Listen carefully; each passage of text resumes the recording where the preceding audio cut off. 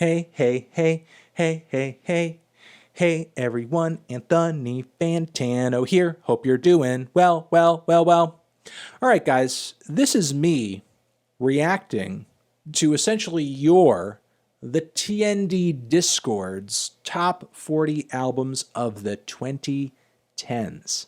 I am impressed that you were able to whittle down an entire decade of music to 40 albums. I personally had a hard time even bringing it down to 200, but that was me and my personal issues. But yes, this list is as a result of careful data gathering from our Patreon TND Discord. We'll link you to the Patreon page down below. And this could have not been possible without the mod of the Discord, Jen, aka Decay to Death. So shout out to Jen for making this happen. All right, I'm going to go over my thoughts on this list, the records on it, the placements. And even though I love it when you guys disagree with me, I love it when you have a different perspective, different point of view, I will be giving you a hard time for every single disagreement I have with this list. Believe me. Okay, so get ready for that. Also, what we will link you to down below before I go over this list is apparently the Discord server assembled their top albums of 2019 as well. And you guys were amazing enough to sort of pull this together with a list of the top albums of the decade too. And every one of these records comes together with a write-up, and everybody who was passionate about these albums did a cool little blurb, a paragraph on each of these records too, which is pretty cool, So again, we will link you to this down below so you can read some of these for yourselves and give them a read, give them a try, give them a shot. I just love seeing the passion, love seeing the effort, love that you guys are communally celebrating music together, because that is kind of the point of all of this. This whole music discussion powwow thing that I have going. So let me go over these albums. Gonna zip past it, starting with number 40. Ooh, Minecraft Volume Alpha. Woo, woo, woo, woo, woo, woo, woo, woo, woo. You know, if you care about video game music, this deserves a placement on any type of decade list. If you don't, I understand. But as far as video game music goes, and so serene, beautiful, just puts me into a stupor type of video game music. There's not much like Minecraft Volume Alpha. Lord, Melodrama, after that, decent pop record. You know, not in my top 40 or anything, but it's a decent pop record. Brockhampton, Saturation 3. I see that you guys are taking these saturations separately. I personally do have a hard time picking a favorite one. I do have a favorite, but picking a favorite and then having to orient them amongst other records for me personally is difficult, which is partially why I just kind of kept them all in one spot. And I do see them all as being very connected anyway. But Saturation 3, least favorite saturation?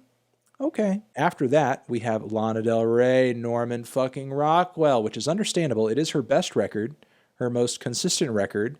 The album where I think her aesthetic, her vibe, her style really comes to life for the entirety of the album, because much of Lana's material up until this point has featured some stinkers on it, as well as some solid tracks. Norman fucking Rockwell, in my opinion, is really where she came alive with that great Jack Antonoff production. And hopefully she continues to kill it into the future. Going on from there, we have Jeff Rosenstock, Worry, which I'm not surprised by. Very sad white boy vibes. A lot of very sad white boys in my audience. You're just gonna get into that mode with this record, and it's a very good one too. And I like the way how conceptually and musically much of it connects together. So loving this record, Worry, amazing album. Kamasi Washington, The Epic. Shout out to the goddamn jazz album of the decade. Hopefully there's more jazz on this list, but you know, it's a very great record. It's a very awesome triple LP. Kanye West, Yeezus at 34.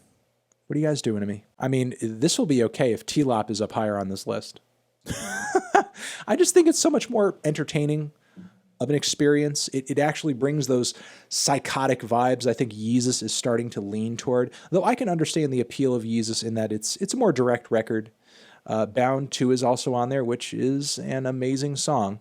And while there have been a couple of tracks on there that have grown on me since I originally reviewed it, I still dislike a great deal of the record. Following that, at 33 of Car Seat Headrest, Twin Fantasy 2011, more sad white boy vibes. I'm feeling a strong crossover appeal between me and Will Toledo's audience here. I feel like maybe we should go on tour together, frankly. But yeah, it's a great lo-fi record, although personally, there are a lot of parts of it that are just way too harsh for me. I much prefer the 2018 version. And actually, I'm very glad that Will took it upon himself to creatively do what he did with that revision. It was not something that I think most artists would be brave or daring enough to undertake. And a great deal of people would most likely fall flat on their faces trying to do exactly what Will was trying to do on the new version. But shout out to Twin Fantasy. We have the ultimate hip-hop old head record of the past decade, Tribe Called Quest. We got it from here, which is a great LP. Good jazz rap, some pretty psychedelic production on there too, depending on the track. Good appearances from everyone. R.I.P. Fife. Tribe Called Quest. Great record. 31 JPEG Mafia Veteran. Amazing experimental hip-hop LP. Wondering if this is the only JPEG Mafia placement. Maybe you guys put Cornballs up higher. I guess we'll see. But I much prefer Veteran. I like that it's here. It's deserving of a spot in a top 40 such as this. Hell fucking yeah. All right, going from there. We have Tim Hecker, Virgins. Great ambient record. Glad that you guys are loving that. I would put it higher, obviously. But not everybody's crazy into the drone stuff, the ambient stuff. But it is an incredible ambient record. Bon Iver, 22 a million. Better than Tim Hecker? Really? Really, guys? I can't so much with the 22 a million. I just find so many of the experiments on there not all that interesting. New Bon Iver record was pretty decent, though.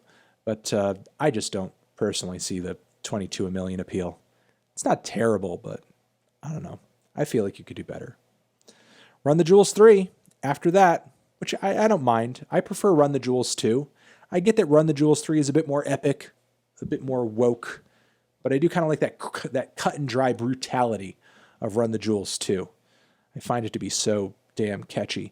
Car Seat Headrest, again, Teens of Denial, which I don't mind. I do like Teens of Denial more than the 2011, but damn, you guys are giving Will Toledo a lot of real estate on this thing. We have Flying Lotus, Cosmogram after that. Amazing fusion of jazz, electronic music, wonky, and everything in between. Flying Lotus being one of the greatest electronic music pioneers of the past decade, deserves a placement here. We have after that MGMT Congratulations, which is a pretty generous placement on a top 40 of albums of the decade.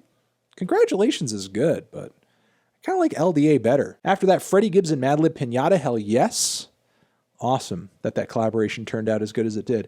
Radiohead, the chilling sounds of a moon-shaped pool are represented at 23. Incredible. Beautifully sad album. Get more painfully sad white boy vibes on this list. Queens of the Stone Age, Like Clockwork. Yes! Such a good rock album. Such a tasteful, the guitar tones are so delicious on that LP. Brockhampton, Saturation 1? Above 3. Okay, I prefer Saturation 1, but I'm assuming because Saturation 1 is placing here, Saturation 2 might be coming later, and I know that fans do think that like all the bops are on Saturation 2, even though Saturation 1, I think in some respects, goes a little harder and goes a little sadder as well, but hey, you know, I like Saturation 2 a lot too. Everything, Get to Heaven. Surprised at this placement. Didn't know you guys liked this record so much.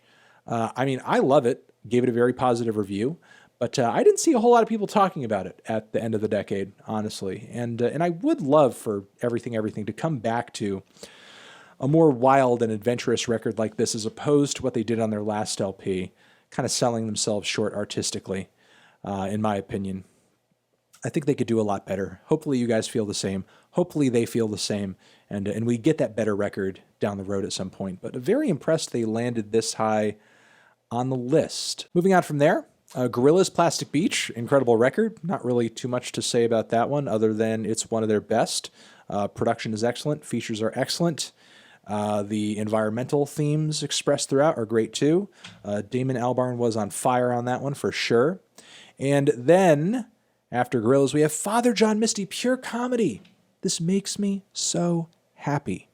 It makes me so happy because for a long time I've been under the impression that you guys hate this record, or you hate that I like this record, or you prefer other albums like I Love You, Honey Bear so much more. I mean, I don't get surprised by seeing Father John Misty on a list like this, but I expect more of a Love You, Honey Bear, you know, not so much this. It is a depressing record, and I am getting some depressing vibes on this list so far. But part of the thing is that what is depressing about this record, it's so cerebral, and it forces you to look at how doomed the world is. And that's the kind of sadness a lot of people don't want to deal with. And because of that, I think there are a lot of people who have a difficult time wrestling with pure comedy and Father John Misty. So I'm glad that it is represented here, even if it's not placed as high as I would have placed it. I'm glad that it's here. I'm glad that it's getting some shine. I'm glad that there's actually some people really enjoying the record, because a lot of the time the prevailing opinion that I see of the album is that it's not good, it's boring, it's long-winded, it's too much, and I get it. It is a lot to take in, but I think it's great.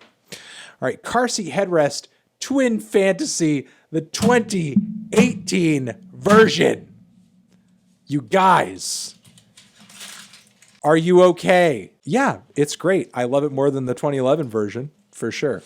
And hey, you know what? Still, shout out and love to Will and Car Seat Headrest. You're getting a lot of fucking shine on this list. Scrolling up a little bit, we have Daft Punk, Random Access Memories, which is great. Love that record. Didn't know it would place so high on a list that you guys were coming together with of the best albums of the decade. It is a fantastic, exciting, and beautiful celebration of music. Though I understand that there are some rough vocal performances on there here and there, and it is a bit of a clunky record, but it is really good. LCD Sound System, This Is Happening, incredible, at number 15. Love that record. Glad you guys agree. Mount Erie, A Crow Looked at Me. Powerful emotions on that record. Very little like that record out there in music on the whole. Not really much to say about that because of, again, just how powerful it is and just the concept behind it. David Bowie, Black Star. Awesome that it's getting that shine at number 13, but I'm not sure if I would place that, or really those past several records, underneath Flower Boy. I do like Flower Boy, but I feel like the listening experience of that record is so much more casual in comparison with those other LPs. Maybe I don't get out of Flower Boy what so many other people do. I mean, I think it's a pretty record, but I don't know. I find Igor so much more, like, far and away the superior record. Not like, you know, a small gap between the two, but people do love Tyler. 11, Fleet Foxes, Helplessness Blues. Glad you guys are fucking with this one. The message of hope and aspiration, wanting to sort of, you know, do something of value with and in the world, I think is powerful on that record. The instrumentation is luscious.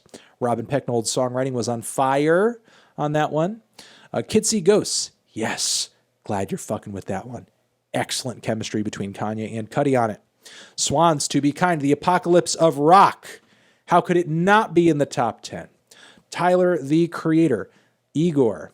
Love it as well. Not sure it would be in my top 10. Obviously it wasn't. But it is a great LP. You know, kind of structuring even my top 50 for that list of the top 200 albums was difficult, because, you know, you're putting together shoulder to shoulder so many albums that are so fantastic. Usually within a year's time, it's easier to make those decisions, because there's such a clear gap between the worst and the best that happened throughout the year. But now you're taking hundreds of records and you're just taking like dozens of the best ones, kind of stacking them on top of each other. And it's tough to kind of, you know, rank which ones are superior and vice versa. All right, Daughters, You Won't Get What You Want. I love that this is in the top 10, and because it is, it must mean that you're fucking with it and you think it's kind of a 10 too. Although looking further in the top 10, No Charlie. No Charlie. Heart broken. And it seems that Fiona Apple didn't make y'all's list either. Danny Brown, Atrocity Exhibition, powerfully dark record. Some real dark fucking magic on that record. Some dark energy is on that record that you can't really deny. Kendrick Lamar, Good Kid, Mad City. Okay, y'all included that one. You got it in there. Yeah, I mean, you're taking a different philosophy than me, obviously, with there being 3 spots for car seat headrest. And 2 of them are the same record. I'm surprised with the repeat spots that there was not more Death Grips on here.